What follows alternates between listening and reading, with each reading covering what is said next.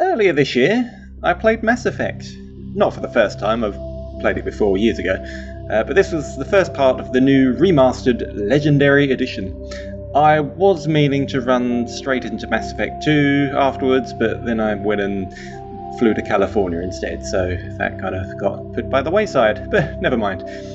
So Mass Effect 2 then, the sequel to Mass Effect, picks up shortly after the events of the first game, and within minutes destroys your old ship, scatters your crew across the galaxy, and leaves you for dead. It all fell apart without you, Commander. Everything you stirred up, the Council just wanted it gone. The team was broken up, record sealed, and I was grounded. But then, a shady human organisation calling itself Cerberus, who were briefly mentioned in the first game, retrieves your body, rebuilds you, and puts you to work on recruiting and leading an elite squad to fight a race of aliens called the Collectors, who have been abducting humans from distant colonies all around the galaxy. So, quite an interesting setup. And this setup allows the game a fresh start, giving you the option of redesigning your character, if you want, with the excuse being that you've had reconstructive surgery or whatever, or sticking with your existing setup from the first game. If you carry over your save file, then key decisions made in the first game, such as which character survived the Vermire mission and whether the Citadel Council survived, etc., they all get carried over. Now, although these have virtually no significant impact on the overall plot, they are nice reminders of the series' dedication to continuity. Now, back in 2010, this was such a cool feature. The idea that you would keep your save file from a previous game, and then when the next one comes out, you could just import it and carry on, and all your decisions would carry over. That was mind-blowing. That was fantastic. I should point out that there is one moment in Mass Effect 2 where you meet a character that you met in the first game, and he tells you you did something even if you didn't. It's actually a bug from the original code. They didn't fix that in this version. They did actually retcon it in the third game, so it's not a big deal, but I thought I should just mention that. Now, I think I've mentioned before that these games invite replays, so this would now be my third time playing through the trilogy. The last time was about 10 years ago, so it's been a while. I had forgotten a lot of the characters and specific quests and things like that. I'm not sure what was enhanced for the Legendary Edition. Graphics wise, it looks pretty much the same. I don't think it had quite as much work done to it as the first one did. But if nothing else, it's been nice to just play these games again with a controller. I don't know if you know, but the original PC versions only worked with a mouse and keyboard. I don't know why. I honestly don't know why. Multi-format games were, pretty common then. It was coming out on Xbox and PS3, and the PC versions just did not support controllers at all. And I don't really like playing games with a mouse and keyboard particularly. I'll do it if I have to, but it's nice to be able to walk around the Normandy and not have to press a run button or a walk button or walk in only 8 directions, just analog control is very good. And rumble, you get rumble through the pad, which is nice as well. On the other hand, the performance mode on PS4 Pro is still not great. There's still screen tearing, which spoils the picture. Not all the time, just, in busy scenes, in large areas. Not as often as it occurred in the first game. It was loads of screen tearing in the first game, particularly running around the Citadel. I had to turn it down to 30 FPS, whatever you call it, fidelity mode. So that's a shame. I mean, one of the reasons I decided to buy this for the PS4 was because, I figured they're old games, they should just run perfectly, but unfortunately not. If I had a PS5 and I could play it on that wouldn't be a problem, but that's not an option for me at the moment, so there we go. So, as a sequel, Mass Effect 2 leans into certain elements of the original while sidelining others. You could call it more refined, a bit more focused. It's still a pulpy space opera kind of story, but it's got more emphasis on individual characters and drama, more emphasis on action. It's got less of a grand scope and less emphasis on just exploration for exploration's sake. Gone are the identical planet terrains on which you drive around in your Mako buggy. Those are basically just replaced with kind of shooting quests, really. You get in corridors and arenas of chest-high walls that were all the rage back then. Fortunately, as a shooter, As a third-person shooter, it's much superior to the first game, which was very fiddly, very awkward. This was an era when the third-person cover shooter genre was at the height of popularity. We had Gears of War, we had Uncharted, and so on. And although Mass Effect 2 isn't as slick as today's examples, it does a fine job. It's generally just quite fun and enjoyable to play. The core mechanics are pretty solid. You can make the game more interesting. You can make it as interesting as possible by specialising in biotic powers, which are basically sci-fi magic, like using the Force pretty much.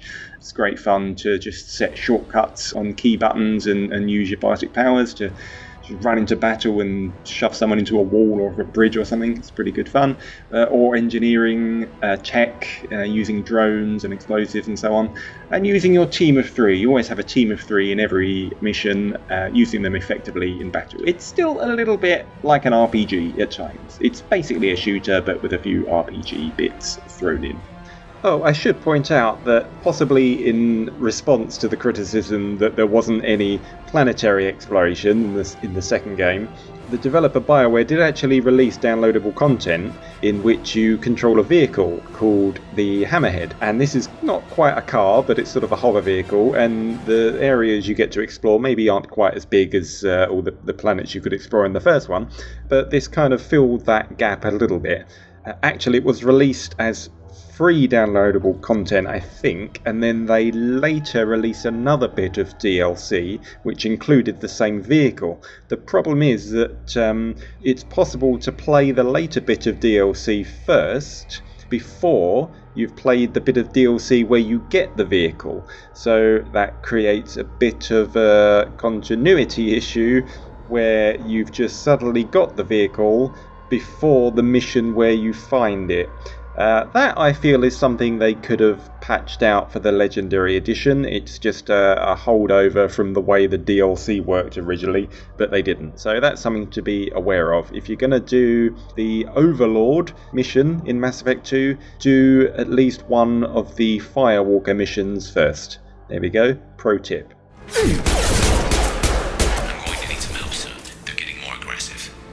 Now, the emphasis on characters is what drives the game. That is the core of this game. The entire point, the entire idea of the game is you build up your elite team in order to take on this final mission. Every character, whether human or alien, that you recruit will have one recruitment mission and one loyalty mission. Now, you can ignore the latter, but disloyal team members will not help you as effectively as loyal ones. In fact, every single character in your squad can actually die in the finale, the so-called suicide mission at the collector base at the end of the game, and they stay dead in the sequel, should you carry your save file over once again, which you should. Yeah, every character can die. And again, back in 2010, this was mind-blowing because there's so many ways you can take on the final mission. You can give different characters different jobs, and the outcome could be different. So, getting through the final mission with all your characters alive is kind of an achievement. So in addition to all of these missions, your kind of main mission, your recruitment missions and your loyalty missions, you've also now got what was previously downloadable content included as standard in the Legendary Edition. So your itinerary becomes absolutely massive, and you end up just going around doing weird quests in whatever order you like, and the story just stops and waits for you. And yeah, loses some urgency it might have had. But in this way, it feels like a series of bite-sized episodes. So Mass Effect 2 is kind of the TV series to Mass Effect 1's epic movie, if you like. Which is actually pretty refreshing a format for a game like this.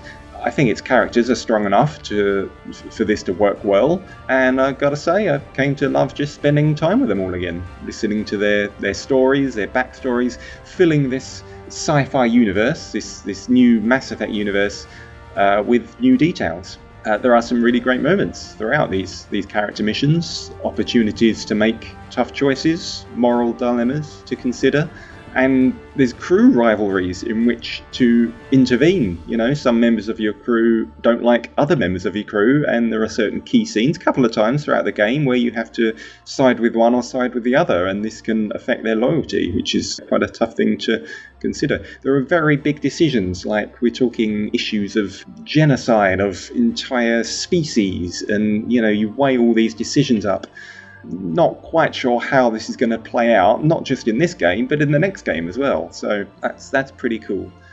Now, whether you tackle these decisions and these missions as either a paragon, which is like a selfless, considerate, compassionate person, or a renegade, which is a selfish, arrogant, violent nutter, basically, that's really a matter of preference. I've done it always because I wanted to see all the different outcomes. I've done it fully virtuous, I've done it totally ruthless, and a mixture of both depending on my mood, just taking each situation as it comes. However, if you are going to go for the mixed approach, you will unfortunately find situations that you can't talk your way out of.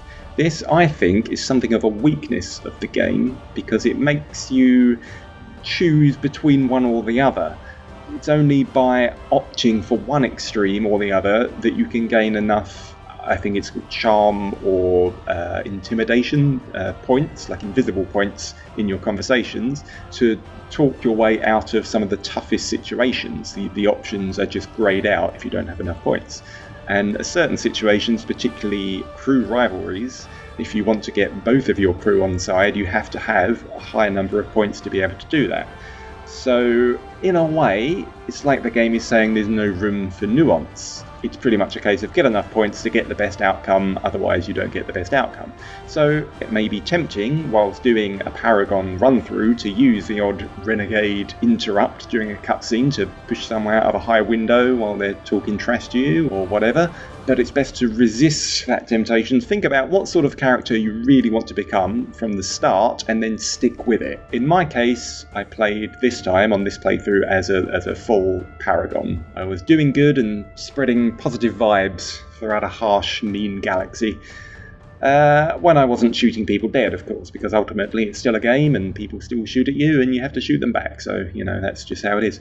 So, to conclude, you recruit a team, you solve all of their problems, and then you take the fight to the collectors. There's not much more to the game than that. Aside from all of the stuff you could do around it, for instance, scanning planets, the precious minerals, that has been massively enhanced to the point that it kind of becomes addictive, but also a bit of a chore, so I'm not sure how I feel about that.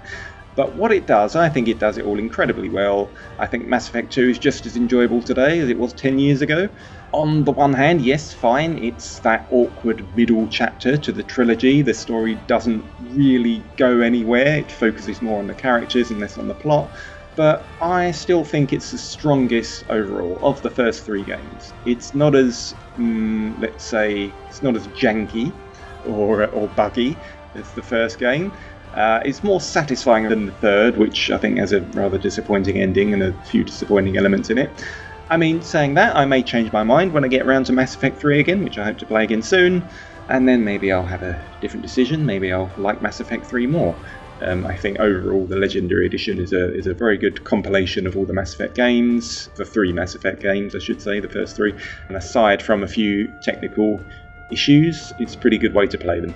So that's it. That's the end of this review. If you disagree with this, let me know in the comments. So thanks for watching and listening to me ramble on, and that's all for now. Bye bye.